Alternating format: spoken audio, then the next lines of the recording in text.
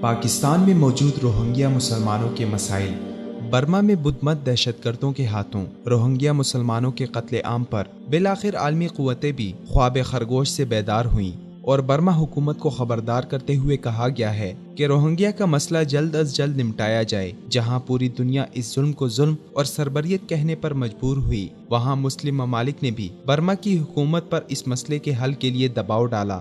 Rohingya مسلمانوں کو امت مسلمہ کی طرح پاکستان سے زیادہ توقعات اور امیدیں وابستہ ہیں۔ ان پر جب بھی مصیبت آتی ہے، روئے زمین پر سب سے پہلی نظر ان کی پاکستان کی جانب اٹھتی ہے۔ پاکستان کی روہنگیا مسلمانوں سے وابستگی قیام پاکستان کے وقت سے ہے، جب روہنگیا مسلمانوں نے پاکستان میں شامل ہونے کی درخواست کی، لیکن بدقسمتی سے ایسا نہ ہو سکا۔ شاید اسی جرم کی سزا میں بدھ مت دہشت گردوں نے ان کی کئی نسلیں تباہ کر ڈالیں۔ اراکان کے روہنگیا مسلمانوں کی ایک بڑی تعداد وہاں سے بے دخل کر دی گئی ہے۔ کچھ لوگ تو کئی سال قبل اس ظلم و تشدد کی وجہ سے ہجرت کر کے دنیا کے مختلف ممالک میں پناہ لینے پر مجبور ہوئے۔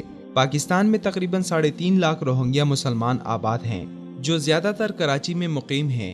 ان مسلمانوں کو وہاں کی بدھ مت حکومت اور فوج کے ہاتھوں دہشت گردی اور نسل کشی کا سامنا تھا، جس کے بعد یہ بنگلہ دیش، پاکستان، سعودی عرب اور بھارت وغیرہ میں پناہ لینے پر مجبور ہوئے۔ سعودی عرب نے روہنگیا مسلمانوں کی ایک بڑی تعداد کو شہریت بھی دے رکھی ہے، جبکہ پاکستان میں موجود ان روہنگیا مسلمانوں کو شہریت کے حصول کے حوالے سے کافی مشکلات کا سامنا رہا۔ اب بھی روزگار، رہائش، اخراجات اور کاغذات وغیرہ کے معاملے میں یہ لوگ در بدر پھر رہے ہیں۔ پاکستان کو برما میں حالیہ ظلم روکنے کے لیے جہاں اپنا کردار ادا کرنا نہایت ضروری ہے، اسی طرح پاکستان میں موجود روہنگیا مسلمانوں کے مسائل حل کرنے، انہیں سہولیات دینے اور اس طرح بھائی چارے کے ساتھ ملک میں بسانے کی ضرورت ہے، جس طرح پاکستان نے اپنے افغان بھائیوں کے لیے 40 سال اپنے ملک کے در و دیوار ان کے لیے کھولے رکھے اور مواخات مدینہ کی مثال تازہ کر دی۔ پاکستان میں 40 لاکھ سے زائد افغان مہاجرین آباد رہے اور بالآخر ان کی 3 نسلیں پاکستان میں آزادی، امن و سلامتی اور خوشحالی میں پل کر اب بخوشی اور رضا اپنے وطن لوٹ رہی ہیں۔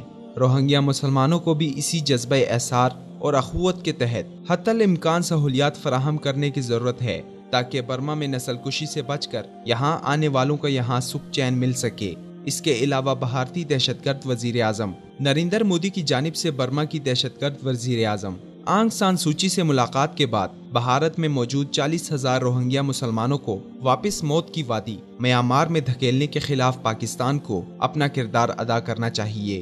بھارتی وزیر اعظم کشمیر، گجرات اور احمد آباد کے مسلمانوں کے قتل کے بعد جہاں جہاں مسلمانوں کے قاتلوں کو دیکھتا ہے، انہی سے یاریاں نبھاتا ہے۔ اسی لیے پاکستان جہاں کشمیر میں بھارتی دہشت گردی پر آواز اٹھاتا ہے، بالکل اسی طرح میانمار میں مسلمانوں پر کی جانے والی دہشت گردی کی حمایت کرنے پر بھی نریندر مودی اور بھارت کے خلاف عالمی سطح پر آواز بلند کرنی چاہیے۔ روہنگیا مسلمانوں کا جرم اور قصور فقط یہ ہے کہ وہ کلمہ طیبہ پڑھنے والے ہیں، ورنہ رنگت و جسامت میں ان سے مشابہت رکھنے والے دنیا کے مختلف ممالک میں بے حساب پائے جاتے ہیں، جو آزاد، خود مختار اور محفوظ زندگی گزار رہے ہیں۔